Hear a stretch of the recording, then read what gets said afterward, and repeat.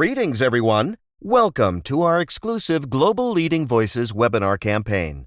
We are delighted to have you join us here today. Please be informed that if you have any questions during the presentation, you may type them into the question box in your control panel. The presenter will answer your questions at the end of the presentation accordingly. Now, without further ado, we will turn the time over to our presenter, who will begin shortly. Hello and welcome, everyone. Good morning, good afternoon, good evening, and thank you for joining us today. My name is Yetmir Yashare, and I will be your moderator for today's webinar, Cybersecurity Awareness Month, Implementing ISO IEC 27001 and How ISO IEC 27032 can help. We're excited to discuss this topic and be joined by some amazing speakers today, Mr. Peter Geelen and Mr. Jean-Luc Peters. Before we get started, I'd like to inform the audience that this session is being recorded and we will post it on our website and YouTube channel along with the slides of the presentation. Furthermore, we encourage you to participate by submitting your questions at any time using the Q&A feature in the chat box. Now, without further ado, let's get started. I'm going to hand it over to our first speaker, Jean-Luc.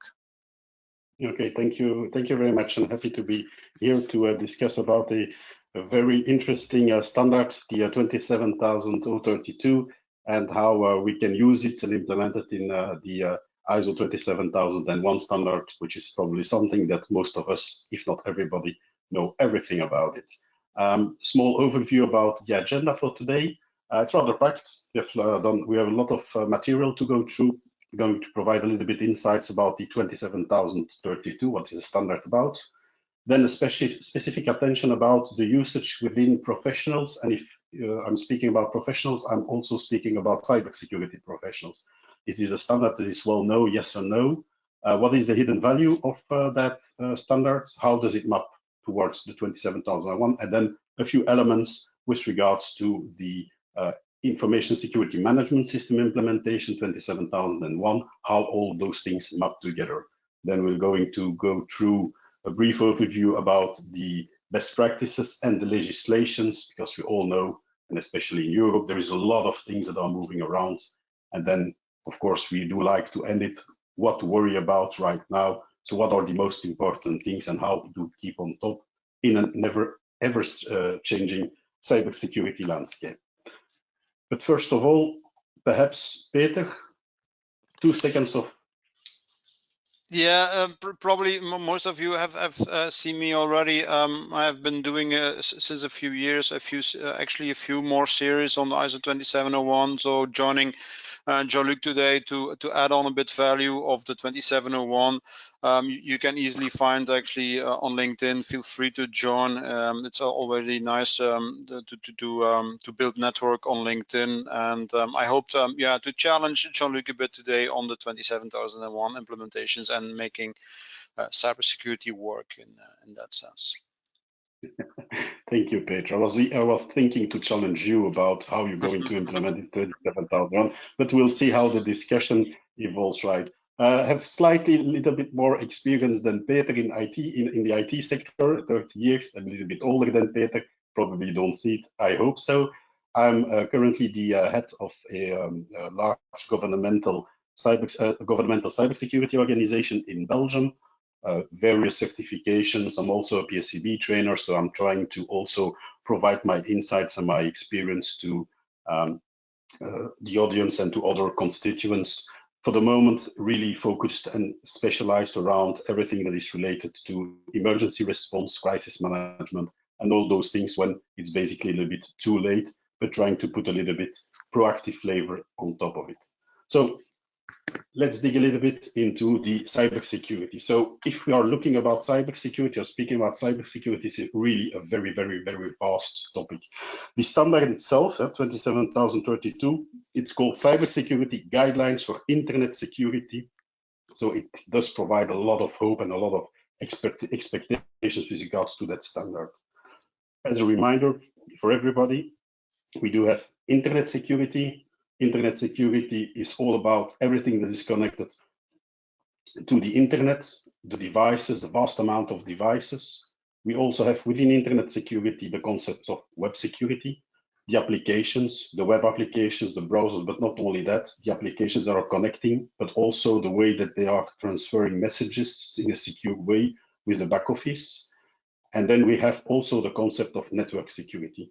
A small note with regards to network security, it is a set of different standards, 27033.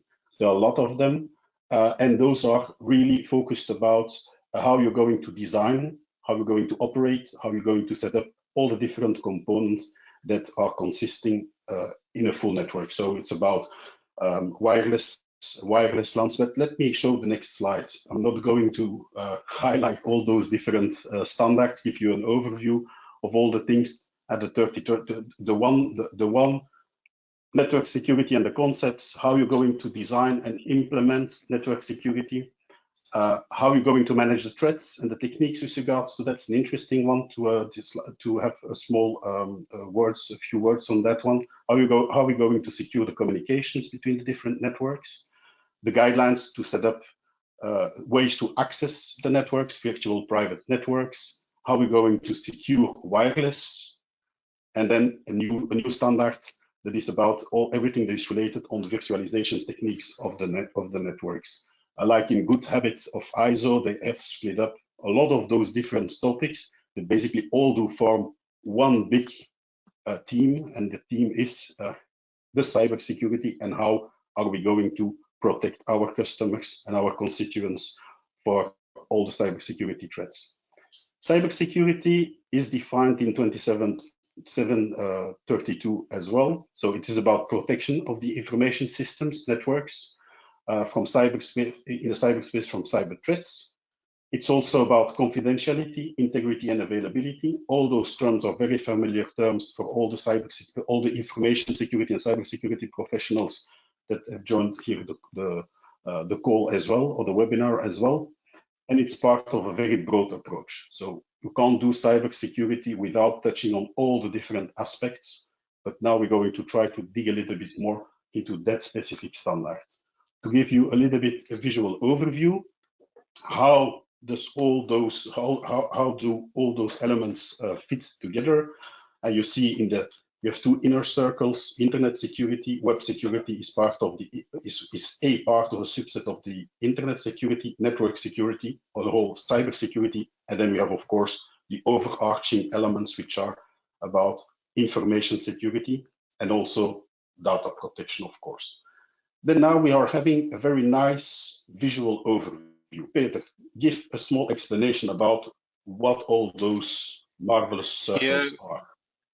We were actually, if you skip to the next slide and giving this bit of a flower diagram, is just pointing out, and this is one of the nice diagrams, how the 27 series actually is looking into it. Please remind that already in the 2013 version, we had the various subchapters of the 2701.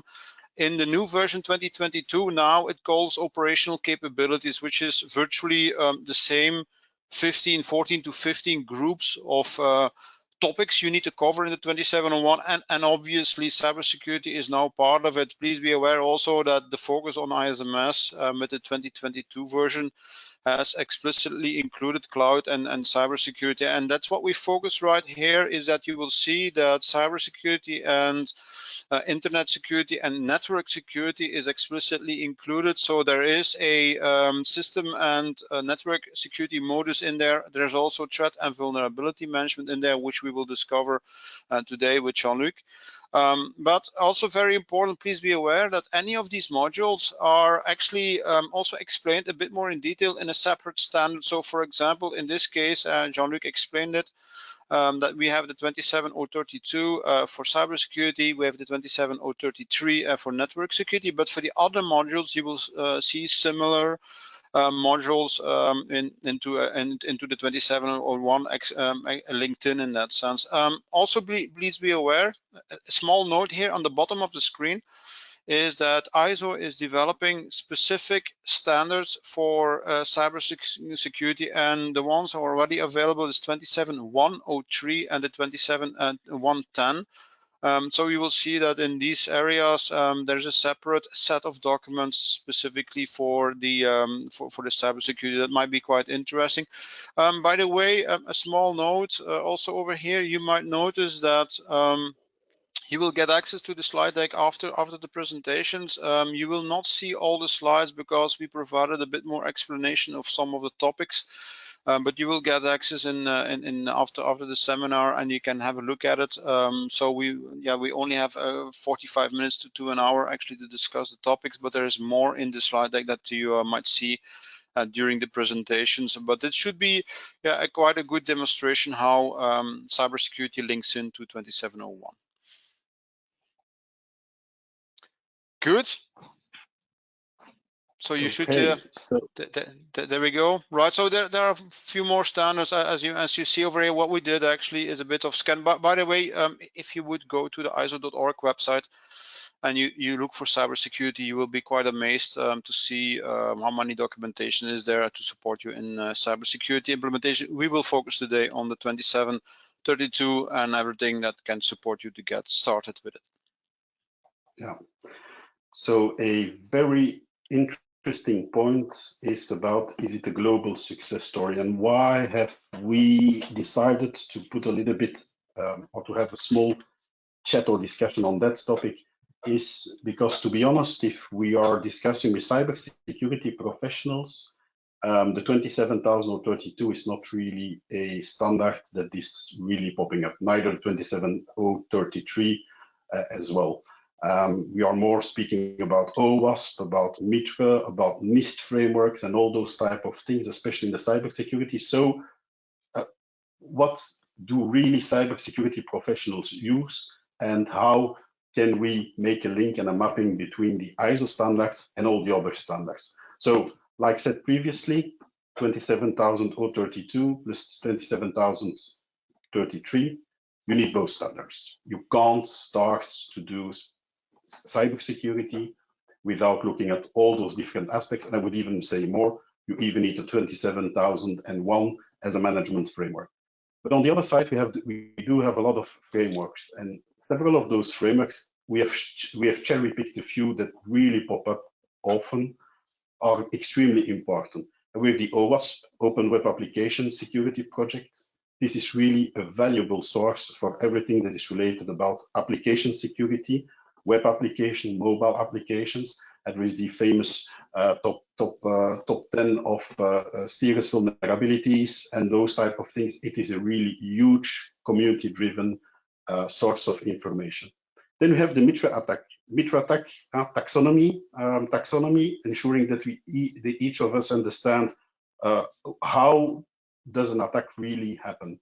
What are the various stages with regard to that? We call it sometimes as well the TTPs, and the techniques, tactics, techniques, and the procedures that are being used to conduct an attack from an initial reconnaissance to a full compromise of a system. It is highly structured, and it's very interesting if you want to have kind of a roadmap or a way to analyze how an attack is being conducted and at which stage an actual threat actor is trying to compromise a certain system. And then, of course, we have the NIST frameworks, very, very well known amongst the cybersecurity professionals. Like I said, a little bit. Yeah, sorry, one important thing, Jean-Luc, if you go to the next slide, you will also actually a very well unknown framework also with Mitra, and which is a Mitra Defend framework. So if you talk to people, mostly to customers and to implementing the various frameworks, you will see that actually the Mitra Defend framework is very little known. So we added also to that one. Have a look at it, because it helps you actually to choose the methods how to protect it. So have a look at it. Another remark, or quite important, before you continue on the NIST frameworks also, Jean-Luc, is that please be aware that the ISO standards are mainly sourced from a regional or another national standard, and certainly the 27032 and for example the 2735, which is incident management, is sourced or is built using the NIST components. So please be careful. In most of the combinations, you can use the ISO combination with the local frameworks, and in this case, for example, One of the famous frameworks for cybersecurity is the Cybersecurity Framework by NIST, and you will see lots of components popping up in the ISO standards.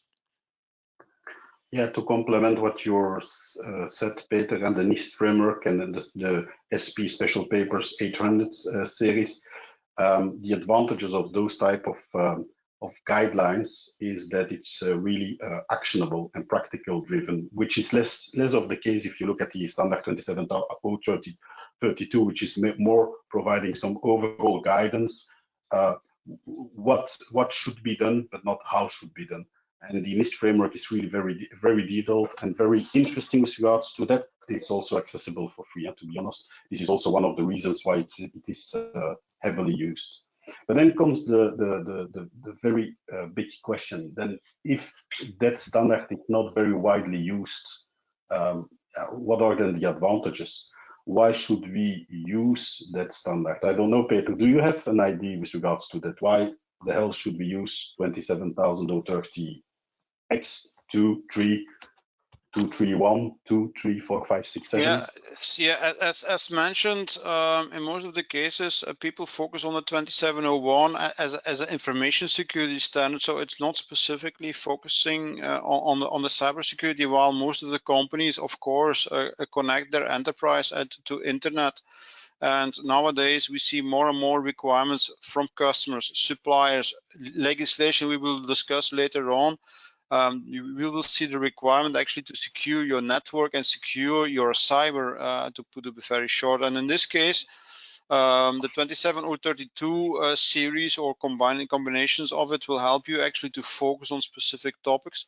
Second thing is that in most of the cases, ISO implementations need to focus and need to start somewhere. And to get started with it, the cyber approach might be very interesting to get an initial story up and running, and then later on elaborate that story into full enterprise implementations, which makes it very digestible to implement a more wider scope of implementations.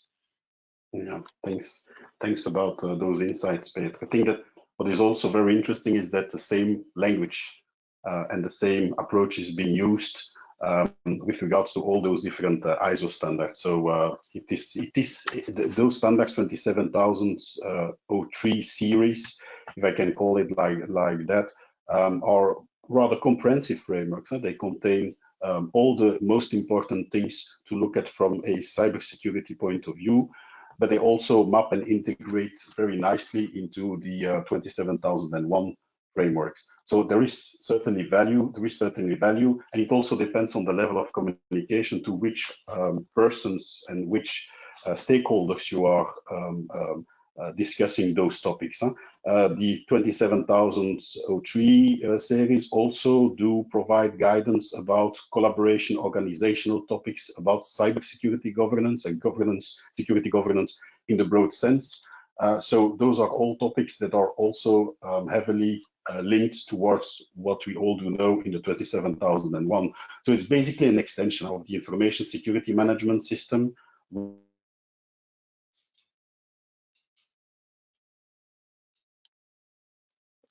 Yeah, I'm not sure that Jean-Luc is still online. Yeah, one of the things you should be also aware of as cybersecurity plugin, if I can call it like that. It's a big plugin. It's simplification, compliance of Peter. Yeah, and one additional thing I was just about to mention. It's quite important to understand, and also the different levels of communications you mentioned in the standard. The 27001 is really high level architecture. The 27003 series will provide a more operational implementation, and if you want to really deep dive, you can actually go into the NIST documentation. Please be aware that the NIST documentation is paid and supported by the US government. They spend a lot of time actually into the details. Just a comparison, if you look into ISO 27001, it's more or less 30 pages. The SP 800 equivalent is 483 pages. So they spend a lot of time in details. To balance that and to find your proper information, you can mix them. dive into 2701, then the technical standards, and then into the NIST documentation, and to get proper guidance to do so. There's a level of information, and everyone within the company can use it. By the way, one remark that Jean-Luc also mentioned at the beginning of the presentation, vocabulary is really important. So if you talk to the people, make sure that you have the same understanding on wording. The documentation might help you out, so make sure you understand what application security is, web security, internet security, cybersecurity, and how to protect against. So the standards help you actually to use the same wording, and in this case, yeah, exactly 2703 will standardize the language and make sure everything works together very well, right? That's perfectly true. The usage of taxonomies that are internationally recognized avoid many issues. I had a discussion weeks ago about the vulnerability management and what is actually a vulnerability, which is something that everybody knows about what is a vulnerability. But when it boils down to really discuss on the nitty details or the nifty details, etc., then going back to a standard helps sometimes to make your point very clear in certain situations. Then, Peter, a little bit about 27001, the 22 version, a little bit of recap to be sure that everybody is on the same page. What is important about that standard? Yeah, one of the things, and people that have been working with 2013 version know there were some sub-chapters actually in a more functional separation in the different roles, meaning developers had this chapter, legal had a chapter, the CISO had a chapter, of course the IT operations team had a chapter. Now the new version is, except for some optimization of the older standard, is actually being reshuffled into the PPT principle. So we know we all know the people, process, and technology principle. There is one P added to that one, which is the physical connection, and that has been already available for quite a while. You will see that actually there's a chapter on policies, there's a chapter on HR management, there's a chapter on physical now, and there's a chapter actually on the IT implementations where we have combined a few of these items. So in essence, the structure of the document has been simplified, although that now the functional setup is done by operational capabilities. So you will see that we are now using these tagging, like the hashtags you have in the modern world, will pop up also in the standard. Strangely enough, we came from 114 annex controls, and now we go into 93. It looks like we lost more or less 20 controls, but in essence, many of these controls have been compacted, taken together into more global approaches. And in essence, the content of the ISO 27001 has not changed. It has been modernized. And of course, for cybersecurity, quite important, there are a few new controls in there, including, for example, threat intelligence. And there will be a bit more focus, for example, also on vulnerability management, which we will discuss actually in the next slides. Okay, so just going through all those things, Peter, internal and external audit, technical review, pen testing requirement, you briefly touched upon those things. So then the question is, how do they fit together? So what we are not going to do is to go through all the different controls on the 27032. We're going to cherry pick a few ones and then see how it is and how it can be aligned with the management system with regards to that. And we're going to try to cherry pick on those elements because, like I said, there is a common basis. Also note that the clauses and the numbering of clauses is different in the standard. So there is a mapping table. If you have the standard themselves at the end, there is the mapping table, but those slides take as well the general overviews about which clause can be mapped, which the 27002 or the appendix or the annex clauses as well. So about internet security policy. So like we see here, we don't speak about an information security policy. We're really speaking about focused on the internet security policy and the need to have a policy that addresses how we can use email, web services, cloud interactions, and stuff like that. How does that map, Peter, with regards to the 27001? Yeah, one of the essential items actually that's where the ISO 27001 actually starts with is management engagement and management accountabilities. Even Jean-Luc mentioned that we are cherry picking a few important topics. Please be aware that in essence the topics we discuss over here will pop up also in legislation, and we'll come back to the European and the US legislation. One of the essential things to start with is making management teams accountable, and a policy actually is a document that expresses what you need to protect, and in this case, of course, cybersecurity will focus on internet security policies and should make clear from an organizational perspective what you need to protect and what is your accountability and your responsibility in that case to take care of. Then in a later stage, and that's very specific for the 27001, we will create procedures and operational manuals, for example, to implement these policies, and they need to match, of course, because the policies will define objectives to complete. Okay. Yeah, thanks, Peter. Then, of course, like you see, access control, the very important policy in the management system as well, also stipulated in the cybersecurity standard. But there we are really focusing about the online services. How are we going to restrict access on the online services, which is just like I said, a big plugin or a plugin on the classical information security controls, but they're here specifically focused on cybersecurity. Then the next one, education, awareness and training.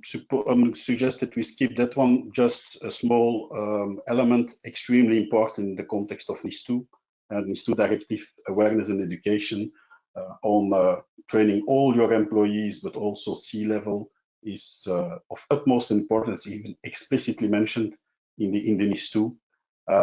Security incident management. I think that this one is a very important one from a cybersecurity point of view. How are we going to manage the incidents? Like said, 27032, focusing on what, not how you should do it. But this one, Peter, is it also something that we can find in the 27001? It has been there actually also in the previous versions, which is called in the 2013 version the A16.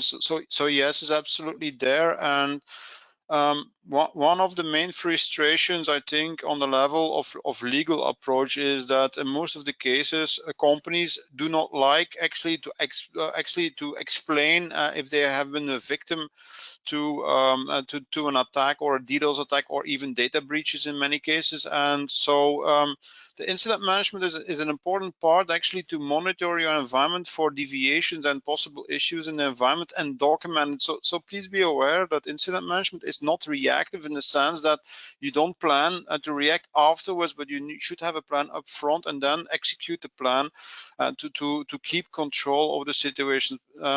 In reality, we see also from the yearly data breach reports that are published by various vendors, is that in most of the cases, incidents are being initiated on purpose actually to leak data. So in many cases, an incident is used to hide actually the actual attack. So you will be forced to handle incidents properly to minimize damage. And so planning the cases actually upfront is extremely important. Thanks, Peter. Then perhaps about supplier management, and especially in cybersecurity, especially in the context of cloud services, becomes extremely important. It's also something that is emphasized in the NIS2 directive as well, about how we're going to ensure secure collaboration with all those third-party suppliers. I think that this is one of the, I will arguably say, the most critical addition to be used, or probably a very rather complex one. Very simple question. I, of course, know the answer as well, Peter. 27001, is it compatible with it? Does it link, align with it? Yes, absolutely. But again, have a look at the new naming standard of ISO 27001. So supply chain is one of the modules already there at the typical old A15 modules. Yeah, it's quite important within cloud and cybersecurity that we are living now in a cloud world, in an internet connected world, and yeah, most of the companies use internet services or managed services or cloud solutions. And one major disadvantage of these services is you don't have physical control anymore. So someone else is managing it for you. So how do you handle that? And that's exactly covered by supplier management. By the way, just a quick hint. If you want to extend and to deep dive a bit on the supplier management, you might have a look at the 28,000 standard, which is actually supply chain security, which can help you a lot actually to understand how to manage suppliers, how to follow up, how to contract them, and to do some monitoring, for example, or for example, also make sure that they are certified or that you can audit them at least to make sure that they take care of your data properly in many cases. Yeah, that's true. Then if we go through, and like we see, we do cover a lot of similar topics in the cybersecurity, in the internet security standard. How are we going to ensure about the online, the online continuous of operations? How we taking those risks into account, and what are our business contingency plans with regards to that?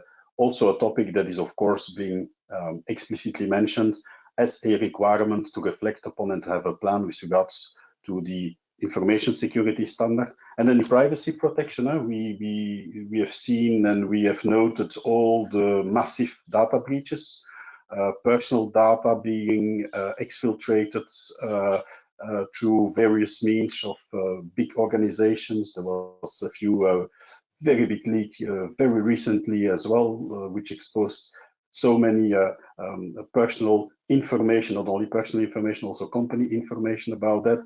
Is that something that you want to add something about the privacy? Because I know this is something that is very close to your heart, Peter. Yeah, and the slide you have put together in this case is not an accident, because what we see is most people think about privacy is that they think about confidentiality of information, but please be aware that privacy or data protection, as we usually name it actually on the European level, is CIA, confidentiality, integrity, and availability. So also having the availability and having your data accessible is quite an important part of privacy protection. So privacy protection goes very well together with business continuity. And of course, we all know what DDoS attacks are.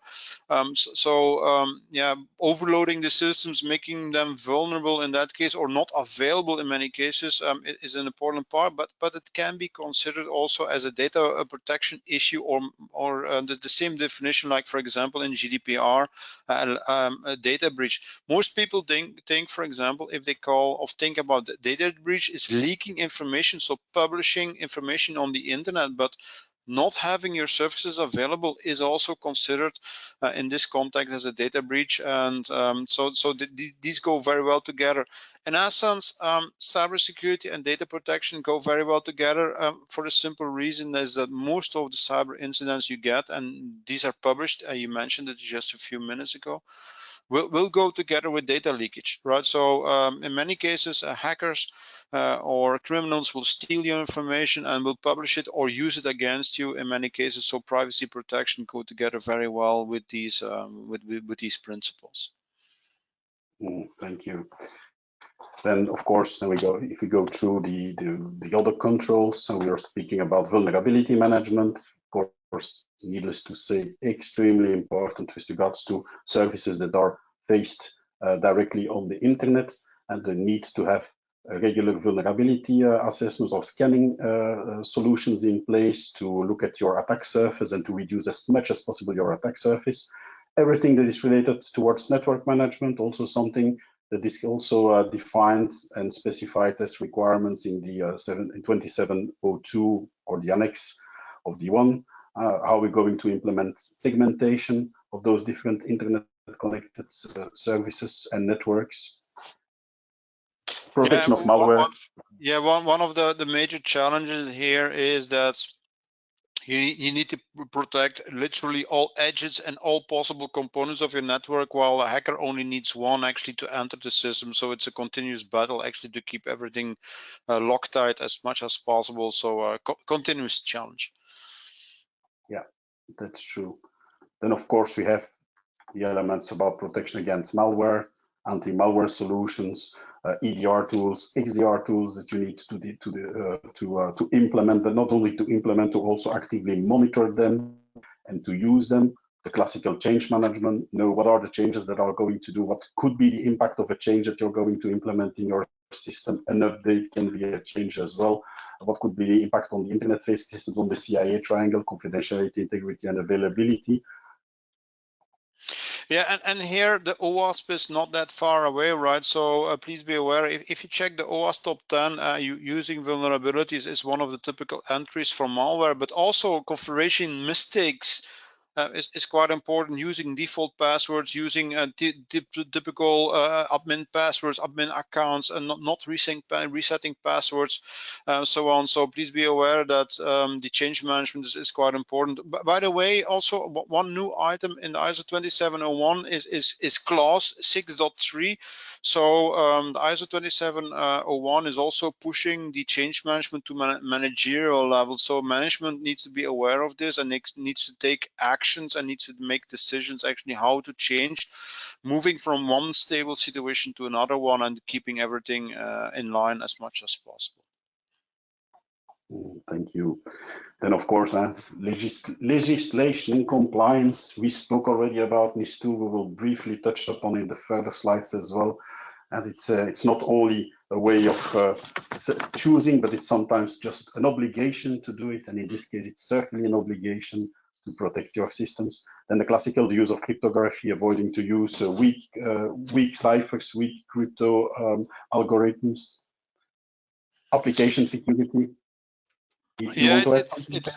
Yeah, it's a quite important one, although that ISO 27001 might be quite general as first sight. Please be aware that just like any legislation, including GDPR, ISO 27001 demands or asks for a state-of-the-art implementation of security, and encryption is a very fast-moving target.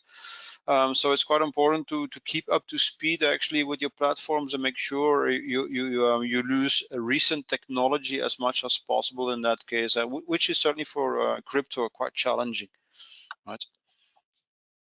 Yeah, that's true. Then we discussed briefly about application security, also in the context of web application. We touched upon OWASP, the coding practices, secure coding, security by design, ensuring that you are using secure libraries when you're developing and deploying some web applications, that you perform the required testings as well. The endpoint device management, protection, of course, of your internet-connected endpoints, ensuring that those are up to date. Those are the classical ones. And then the last but not least one, it is the monitoring. And I think that this is an important one. So a discussion very recently about the number of tools some companies and security tools some companies and organizations are using. And I read about 50, 60 and whatever type of things. It needs to be limited. The question is not to have the best solution for every typical use case, but it's to be sure that it's integrated, that you can correlate the data, that you can ingest the data, and also that you have the systems and the people to be able to look at those alerts, to interpret them and take action with regards to them, because those toys can be sometimes extremely expensive, but it's not by having some vast amounts of money being thrown against security that you actually are increasing the security. It even can be much worse. You want to add something, Peter? Yeah, actually, this I think is one of the major challenges of current technology. As you mentioned, you get tons of data from all your systems, and you need to stay in control in many cases. Just one warning over here is most of the people, and you mentioned, for example, detecting anomalies here in the slide. We all think that we see the signals, for example, of a DDoS attack, for example, a firewall overload, but also be careful in missing information, meaning that in many cases, for example, if you are used to X number of attack or bandwidth, for example, from the internet attacking your firewall, and certainly that attack traffic is gone. So the lack of information can also be an important indicator, meaning, for example, if the attack traffic is not available on your firewall anymore, someone got in, right? So someone is breaching of getting into the information. one of the typical things for the same reason that is quite important for monitoring is, for example, also your outgoing traffic, which is sometimes in technical terms called egress information. So if many cases the infection, actually the contamination of your network might be a very small signal, but once systems get infected, they start pushing data to the internet, leaking information. So not only incoming traffic, but also outgoing traffic is quite important in this case, and that's where monitoring comes in. So it's quite a complex job nowadays. And as you mentioned, you might need to consider SOC operations or SIEM systems, for example, and these can be quite complicated in many cases. So if you don't have the ability or the maturity to do so, you better ask for some help, and there are quite some technical solutions. But also very important, don't use the defaults, and start setting up the system with your controls, your configurations, and do it your way, and make sure that it's the system is adapted to your way of working in many cases. So please be careful not to be overloaded with information in this case. Yeah, small iterative steps to increase each time the security, each time not trying to cover all the landscape immediately, but do it step by step, focusing on the most critical elements. Here we're speaking about cybersecurity, the internet-facing devices. Then from there we start to build up the type what they call the layered defense. Thank you, Peter. Interesting. Yes. So what should you and must you do? This is an interesting one. We're not going to spend too much into detail about that, but I think that there are a few points that deserve to be reminded of. We've briefly spoken about the different various legislations. I think that I'm not saying that we're going to win the world championship on the number of legislations in Europe, but we are well ahead. NIS2, DORA, Cyber Acts. Some link about the data protection. Yeah, CRE, GDPR, plenty of them, more coming, sadly enough. But yeah, so big differences, Peter. Best practice and law. Yeah, one important thing is please be aware that ISO implementations, or not only ISO but the NIST implementation, it is a best practice, is a framework, is helping you out to get it implemented. You're not obliged to do so, although that in some sectors, like for example finance, you need to apply, for example, for PCI DSS, or if your customers or your suppliers ask for it. So in essence, the most of the frameworks are best practices, and you can pick and choose what you need to do. While in the law, it's very simple. It's a law, and you need to comply with it, and you need to be compliant with. And make sure that you don't speed up, like for example on the highway with a speed limit. Once you go 1 mile or 1 kilometer over the top, you can get fined. The same thing for cybersecurity.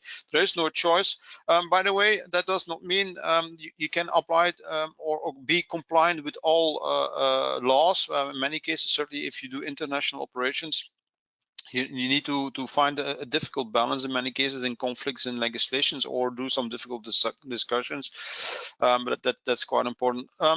One important thing, I mentioned it already, is very important to understand that there's an intersection or an influence from data protection, privacy, a more international term, versus information security and cybersecurity. As I told you already, in most of the cases, if you have cyber incidents, there is almost by default a data leak. So you will see that there is a lot of influence into the different legislations, and you need to take also the holistic picture actually for this one.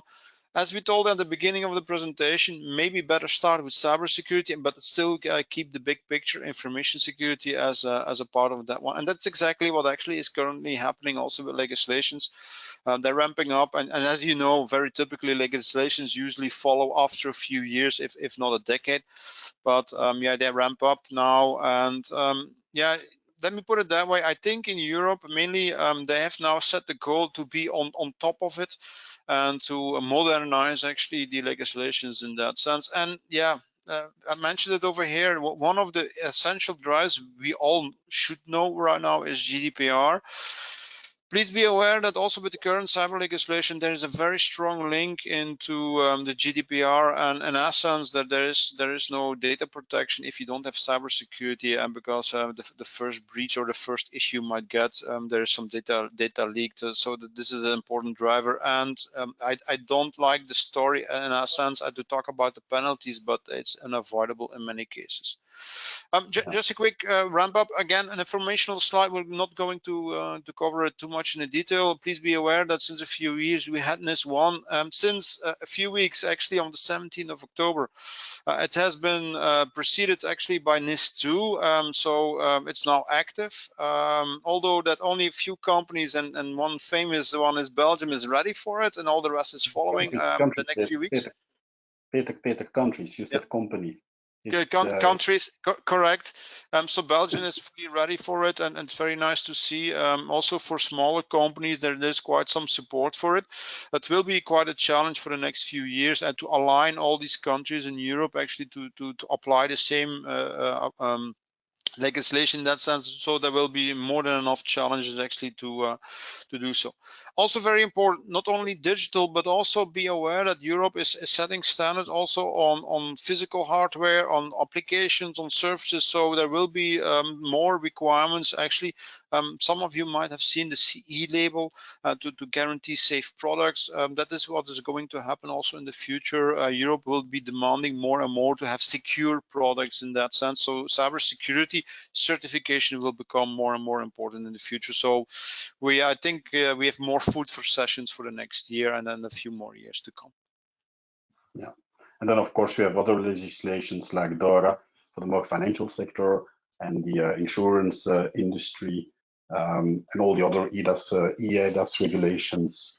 Digital identity and so on and secure authentication, for example, is important.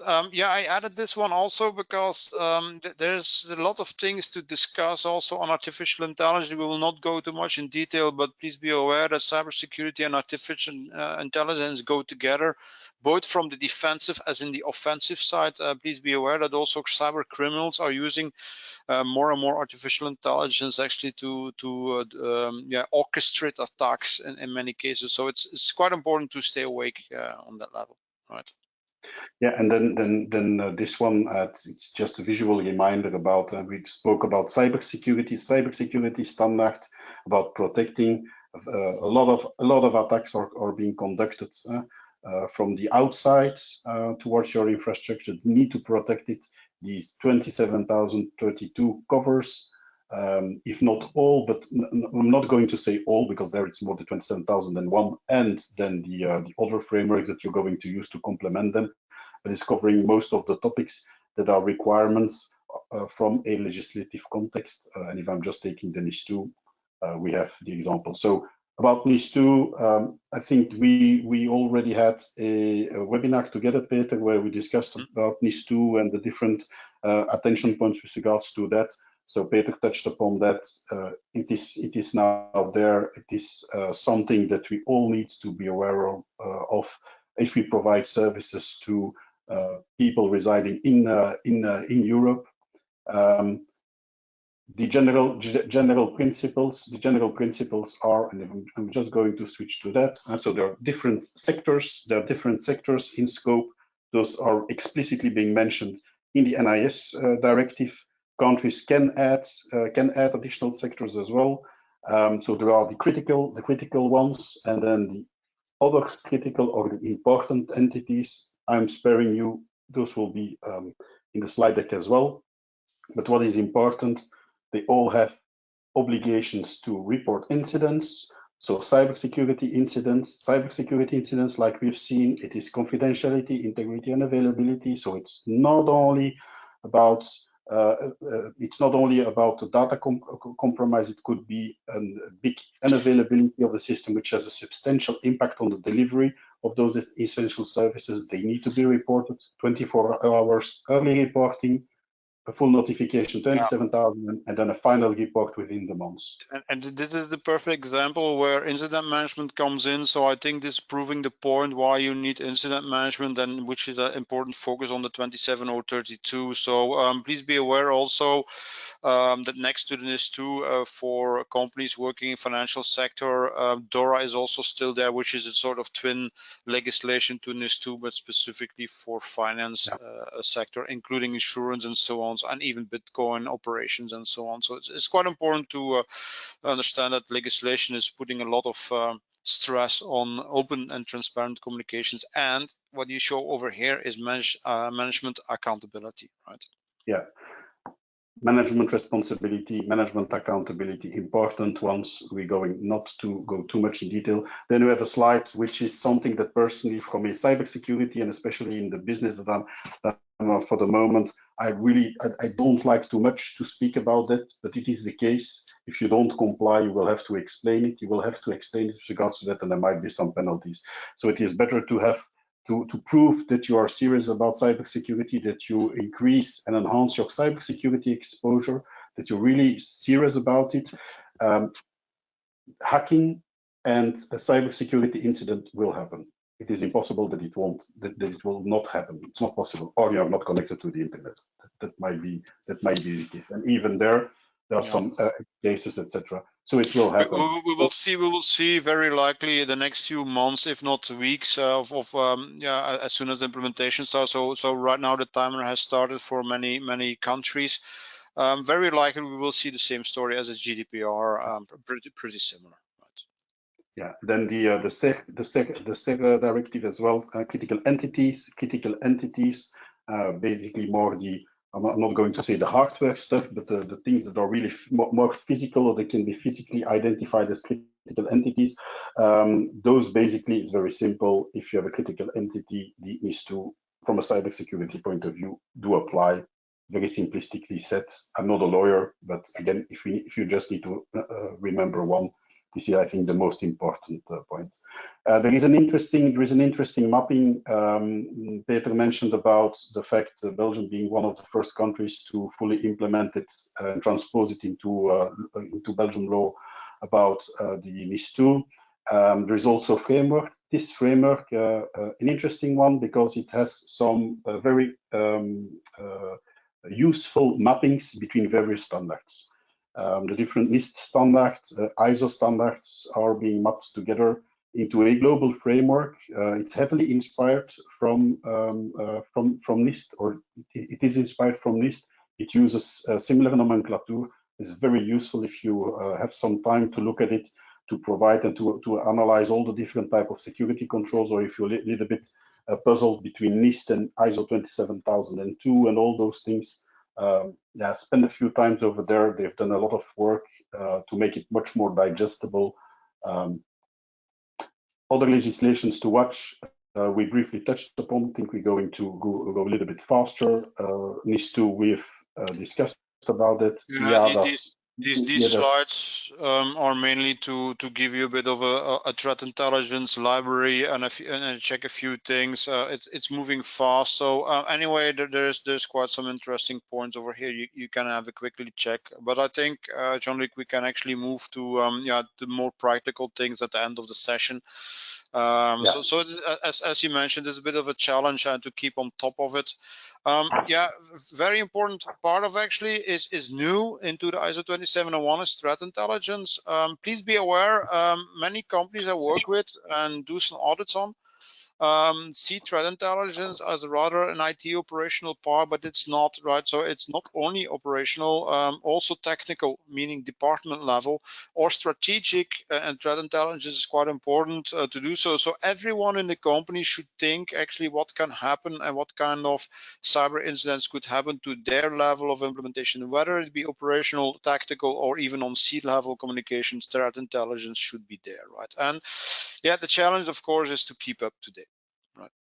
Yeah, we've spoken about as well about some tools and stuff like that. We have the MITRE ATT&CK framework, which is certainly very useful. We have the CVE database about common vulnerabilities and the alerting around that. We have the MISP, malware information security platform. There are a lot of platforms existing with regards to that to help us into, and a lot of them are crowdsourced as well. So there is a big community sitting next to it and supporting that to help us into that complex task to keep an overview on all the different threats and to manage them. We have, of course, the elements about vulnerability management, spoke about the CVE database, the SBOM, the little big buzzword for the moment, and software bill of materials, knowing what are the different elements that you are using in your development stack and all the dependencies with regards to that.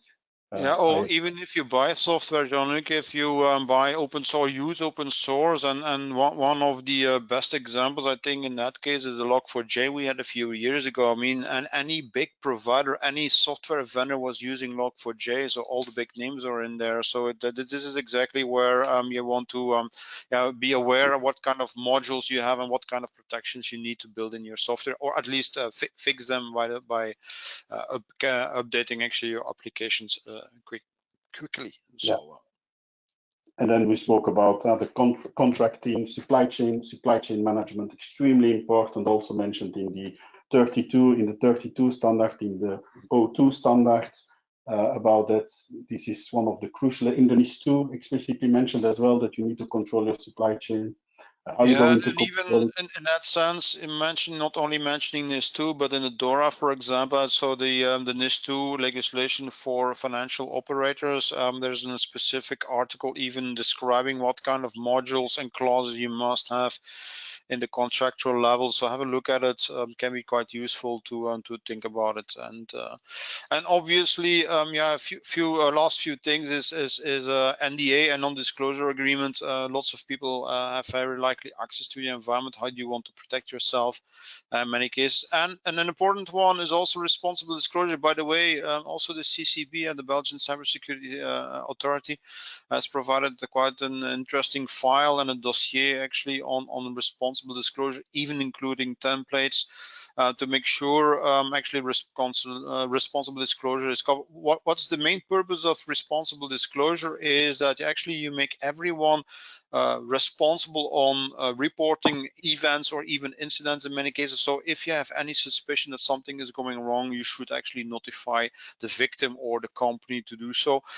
In essence, it's increasing your detection surface. Yeah, and just a small note about that responsible disclosure on your web-facing infrastructure, etc. It's not it is a best practice, but it's also something that is now being enforced through our legislation as well. You need to have responsible disclosure policy for your cybersecurity assets as well. And I think that this is a very, very, very important and interesting and very good way to look at it, because in the past companies were suing some people who are doing, and it's still happening, who are doing some or discovered some weaknesses in systems. They did not really appreciate those things. You need now to have a policy being written about that and how you're going to handle it. Like Peter said, there are some very good templates available on the CCB website, amongst other, to give you some guidance. I don't know on the reference material, Peter. No, I think it's fairly the end of the presentation. By the way, perfect timing in essence also. So we have a bit more slides. We're not going to discuss it actually online during the meeting. We provide you with some extra information you can read once the PDF or the presentation is being published. I think it's rather interesting right now, just clocking off in 1 hour, that we have a quick check actually on the questions that were published. Thank you, Peter and Jean-Luc, for delivering this highly informative webinar. We'll take some time to address questions. There were plenty of questions that were asked. So the first one is, what is the impact of DORA on cybersecurity procedures? A follow-up question, if we follow ISO 27001 and ISO 27032, are we also in good shape with regards to DORA for the parts covered by these standards? Well, there's first of all, it's quite important that DORA is on the same level as GDPR, so it's a regulation, while the NIS2 is a directive and needs to be implemented with local legislations. please be aware that DORA focuses a lot on risk management and more importantly on supply chain in essence. So have a look at it, that there are some specific items specifically mentioned and requirements very explicitly in DORA, right? Second question we get a lot, if you have ISO 27001 implement, are you ready for NIS2 or DORA? In essence, I need to disappoint you a bit, because if your system is not scoped in essence to DORA or to NIS2, be careful, because for example, one of the typical gaps actually within NIS2 is you need to approach the implementation with an all hazards approach. And while a typical ISO 27001 will be a services and an activity approach, so you need to recheck your ISO implementations against actually the requirements of legislation, and very likely you will find that you need to tune it a bit or extend the scope actually to be fully compatible. On the other hand, if you already have an ISO 27001, it's considered as compatible, but still you need to check and prove it. But anyway, having an ISO certification already is a good start. Yeah, and I think that I don't know them all by heart, but there are a few elements that needs to be explicitly done if you are subject to the DORA legislation, which is, for example, the TLTP, the threat penetration testing, which is an obligation, some type of testing that you need to conduct about that. So there are several obligations. There's of course the reporting obligation, depending on the type of industry you are in. There are three, I think there are three supervising authorities on the European level that you need to report to with regards to that. So saying that, I think that's the question is if we use 27001 and 32 and 33, by the way, and 27002, like the standards. But if you're looking at those different type of standards, are you in good shape or into very good direction to do it? But there are some specific elements that are not falling within the standard. And we've spoken about the NIS2, about the notification obligations. Those are not being put in the standard, and the standard just says you need to take into account the legislative context and the different aspects with regards to that. So I think that the answer is probably very likely yes, but then a small but, dot, and then the small dot. Yeah. Check out the different elements like the LTP and those type of things if you are compliant, yes or no. Thank you, gentlemen. Another question that was asked is, what are phishing attacks and how can you prevent them?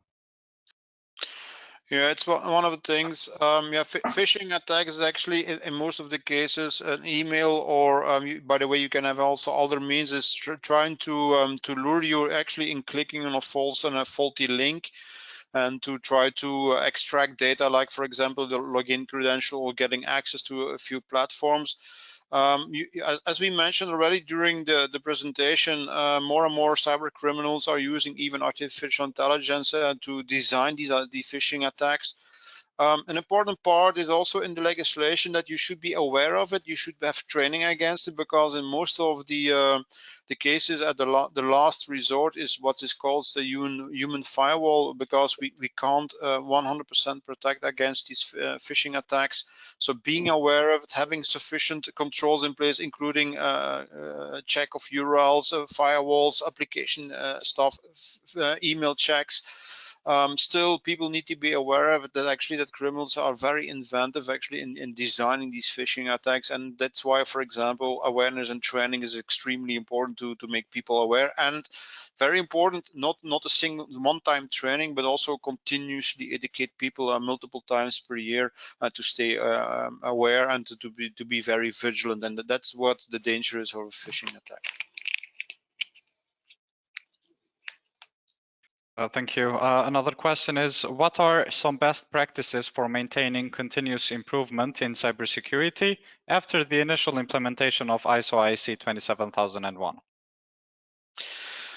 Yeah, the entire ISO system is built on this continuous improvement, meaning also, you might have heard also on the Plan, Do, Check, Act. In essence, we need to be vigilant and using, for example, incidents as a sort of opportunity for improvement. That can be incidents, can be improvement plans, can be investment plans, talking to people, knowing the environment. Also, threat intelligence can be an important source to keep your systems up to date.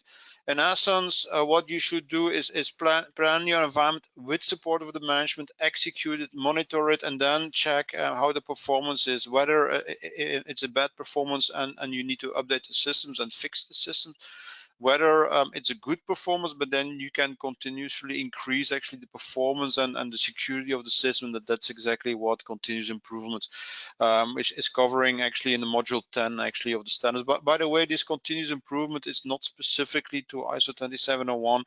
It's a general ISO approach for any of the standards and to push you actually to keep improving the system. Thank you. A very common question that was asked by a lot of people in the audience is how to get certified in information security. Maybe I can take this one, Peter. Well, Yeah, PECB offers a wide range of training courses, among them ISO IEC 27001, ISO IEC 27032, as well as DORA, GDPR, cDPO, Lead SOC 2 analyst training courses, and many more. To know more about them, please contact support@pecb.com. And of course, on the PECB.com website, you can simply click on the education part. By the way, this is about personal certification. So what you need to do as a company is start up a planning, start implementing it, do an internal audit, and then if you want to have proof actually that your system is working, we're talking about an external audit.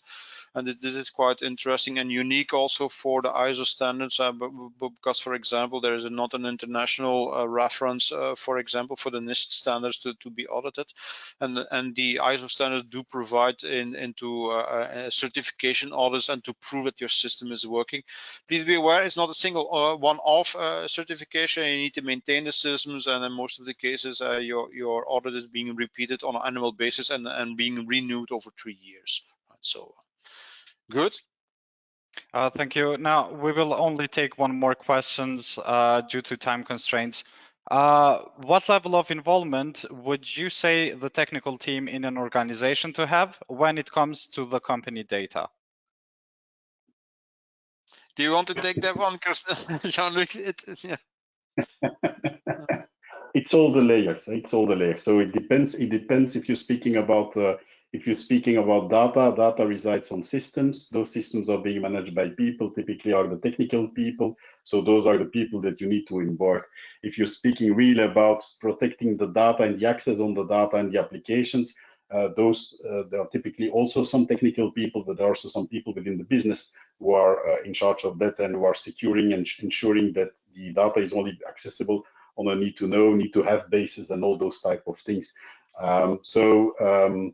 You will not be able to do it without technical people, unfortunately, or luckily, or whatever you want to say. But what is important is that you try to find a common ground, that you understand each other. So yes, you need to have technical people. You need to involve those technical people. They do need to understand at least how they fit into the total picture of the organization, where their role is. Because if you don't understand where you fit into the total value chain of what your company and organization is delivering, and then let's put it on the essential services or critical services from a legislative point of view, how can you have the people really looking at things that matter and ensuring that what really needs to be implemented from a security point of view, or that needs to be highlighted from a security point of view, is actually being taken care of. So I think this is my interpretation of the question. Do you need to involve technical people from data protection? My question is yes. The answer is yes. You should involve them, because if you don't involve them, and even if you have some whatever cloud CRM system that is not managed by the technical team, there is connectivity. There is somebody who's providing access. There is probably some kind of federation being set up between your identities and your login credentials and whatever. and those credentials on that organization, those credentials are managed by the technical people, so they need to be involved and informed about those things. Thank you, Peter. Thank you, Jean-Luc. It has been a pleasure to have you part of our webinar panel. Now, unfortunately, we don't have time to take more questions at this time, but rest assured, all of them will be answered and posted on our next issue of PECB magazine. So make sure to subscribe. As well as, please be informed that this session has been recorded and will be posted on our website and YouTube channel along with the slides of the presentation. Thank you all. Bye.